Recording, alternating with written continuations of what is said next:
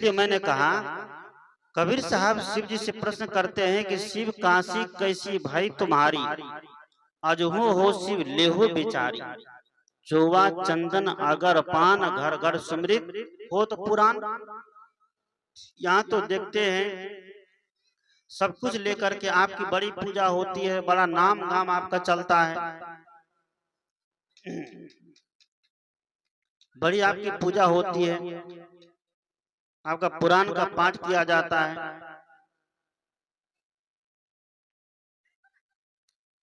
बहुविधि भवने लागू भोग, ऐसो नगर कोलाहल करत लो।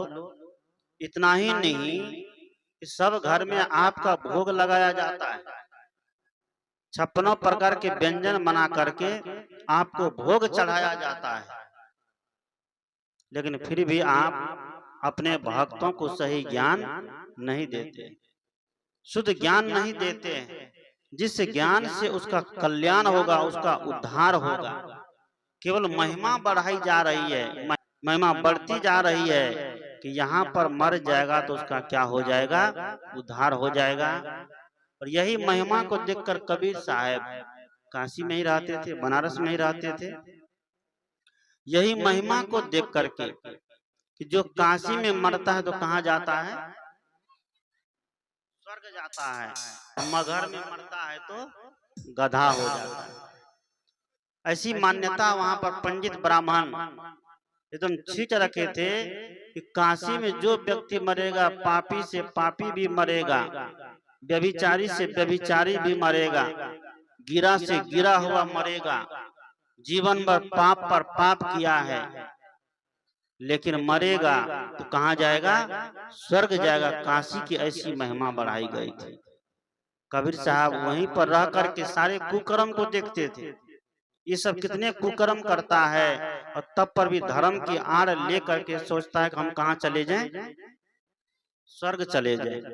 कबीर साहब ये सारी बात को देख करके काशी को छोड़ करके कहाँ चल दिए, मगहर छोड़ दिया। अब सोचिए, पहला संत है जो अंधविश्वास भरम पाखंड को तोड़ने के लिए इतना बड़ा जोखिम उठाया।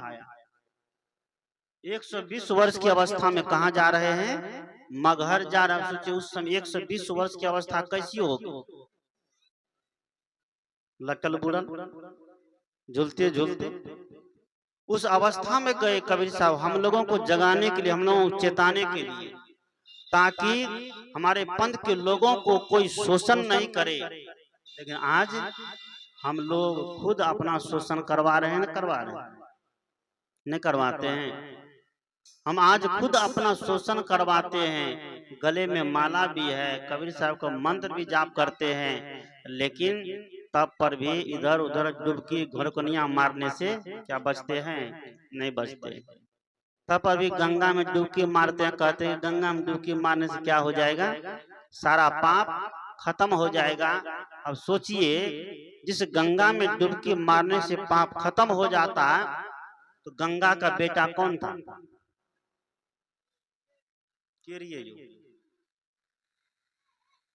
भीष्म पितामह कौन था, गंगा का बेटा भीष्म पितामह था। महाभारत के युद्ध में अर्जुन ने क्या किया, उसको बाण की सैया पर सुला दिया, तीर की सैया पर सुला दिया था ना। और तीर की सैया पर कोई सोएगा तो उसको आराम मिलेगा कि दुख मिलेगा, दुख मिलेगा ना। तीर की सैया पर सोए हुए हैं, दुख से करा रहा है। लोग सब कहते हैं कि महाभारत का युद्ध देख रहा है, वो देखेगा कि उसका हालत खराब है वहां पर, महाभारत का युद्ध क्या देखेगा। वह पुकारता है, अपनी माँ को बुलाता है कि पानी चाहिए। गंगा, अर्जुन ने क्या किया, तीर मार करके गंगा को प्रकट किया, गंगा वहां पर आई। गंगा उनकी माँ थी ना, गंगा जब उनकी माँ थी, कम से कम अपने बेटा का दुख हर लेती, अपने बेटा का पाप खत्म कर देती, ताकि उसको तीर की सैया पर नहीं सोना पड़ता। जो इतने बड़ा राजा था, क्या उसको सोने के लिए डलनप नहीं मिलता था, सोफा नहीं मिलता, लेकिन उनको तीर की सैया मिली। उनकी माँ उनका पाप नहीं बांट पाई, कि गंगा में डुबकी मारने से, ठगुनिया मारने से, पेटकुनिया मारने से, गंगा जल को गैलन में ला करके घर में रखने से क्या हमारा पाप दूर कर देगा? कर देगी। गंगा का पानी हो, गोदावरी का पानी हो, किसी नदी का पानी हो, क्या है? पानी मात्र है, जड़ है। अब पानी किसी का पाप दूर नहीं कर सकती है। पानी का काम है आपका मैल को धो देना, वो प्राकृतिक की चीज है, आपके मैल को धो देना। लेकिन आपके मन में जो पाप है वह कैसे धो सकती है? वो क्या पानी से धोया जाएगा? नहीं धोया जाएगा। मन के पाप को धोने के लिए सदगुरु का वचन एक काफी है। सदगुरु के बताए हुए रास्ते पर चलकर ही मन का क्या होगा? पाप धुल सकता है। संत गुरुजन की सेवा करके, संत गुरुजन की भक्ति करके ही हम अपने मन के मैल को क्या कर सकते हैं? धो सकते हैं। गुरु की भक्ति में इतने समर्पित हो गई कौन? मां सबरी हो गई थी ना। गुरु की भक्ति में इतना लगन लगा दिए, इतना लगन लगा दिए, गुरु ने खुश होकर के, प्रसन्न होकर के आशीर्वाद दे दिए कि बेटी तुम यहीं रह करके क्या करना? भजन करना, साधना करना। तुम यहीं रह करके सत्संग करना, साधना करना, सेवा करना। ये भगवान भगवान की कोई चर्चा नहीं है यहाँ पर। उनके गुरुदेव ने कहा कि यहीं रह करके साधना, भजन करना, ध्यान करना, भगवान का दर्शन खुद ही खुद हो जाएगा। ध्यान दीजिए, ये राम का तो नाम बढ़ा दी गई है, महिमा बढ़ा दी गई है कि सबरी को दर्शन हुआ, बल्कि राम अपना काम बनाने के लिए सबरी के पास गए थे, न कि दर्शन देने के लिए। राम जी जो है अपना काम बनाने के लिए सबरी के पास गए, क्योंकि सीता का हरण हो गया, तो मोह में उलझा हुआ था। राम जी मोह में उलझा हुआ था, पत्नी के मोह में, पत्नी के वियोग में, किसी तरह हमको मिल जाए। तो खोजते खोजते कहाँ गए? सबरी की कुटिया में गए।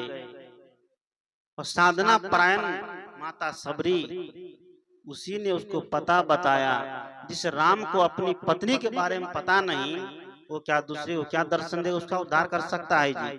लेकिन ब्राह्मणों की ऐसी चाल, उस सबरी को भी उसके सामने नाक रगड़वा दिया। भाया ना कि विधि स्तुति करो तुम्हारी, अधम जाति में जड़ मत भारी। ब्राह्मण ने क्या लिख दिया कि आपकी स्तुति किस विधि से करूं? मैं अधम जाति में जन्म ली हूं। जिसको इतना पता नहीं है कि मेरी सीता कहाँ खो गई है, कौन लेके भागा है, वो अब उनके चरणों में उनका नाक रगड़वा रहा है कि केही विधि स्तुति करो तुम्हारी, अधम जाति में जड़मति भारी। अगर राम जी क्षत्रिय थे तो वो काहे ने पता कर ली? काहे मुसरनी सबरी के पास गया था पता करने के लिए हमारी पत्नी किधर गई है? केही विधि स्तुति करो तुम्हारी, अधम जात, अधम मतलब नीच, अधम जाति में जड़मती भारी। मैं तो जड़मती है, मेरी बुद्धि मारी गई। उसमें भी क्या? अधम ते अधम, अधम अति नारी, अतेही में मैं मति मंद गंवारी। मतलब अधम से भी अधम, उसमें भी को नारी जाति में जन्म ली हूं। ध्यान दीजिएगा, सदगुरु कबीर साहब किसी नारी जाति का निंदा नहीं किया। कबीर साहब ने कहा आधे बसे पुरुष, आधे बसे, घर जाना है जाओ। कबीर साहब ने कहा कि आधे बसे पुरुष, आधे बसे जोए। इस दुनिया में आधे में पुरुष है, आधे में नारी। यही दोनों सृष्टि के मूल आधार है। आज व्यक्ति कहता है कि सृष्टि कौन किया? ब्रह्मा किया, विष्णु किया, महादेव किया। जिसने सृष्टि का निर्माण किया उसका माँ बाप का आते पता नहीं, तो वो कैसे सृष्टि कर देगा? वो लोग कहेगा आदि उसका जन्म ही नहीं हुआ है, निराकार है। कौन सा आकाश से टपक करके भारत की धरती पर आ गए? जब जन्म नहीं होता सब जगह उसका नाम चलता। ऐसी ऐसी बातें आज शास्त्रों में घुसेड़ दी गई है। इसलिए कबीर साहब कहते हैं शास्त्रों की बात को आंख बूंद करके मत मानो, शास्त्रों की बात पर भी विचार करो। शास्त्रों की बात पर विचार करने से ही सच्चाई सामने आएगी, और आंख मूंद करके मान लेंगे तो सच्चाई कभी भी सामने नहीं आ सकती है।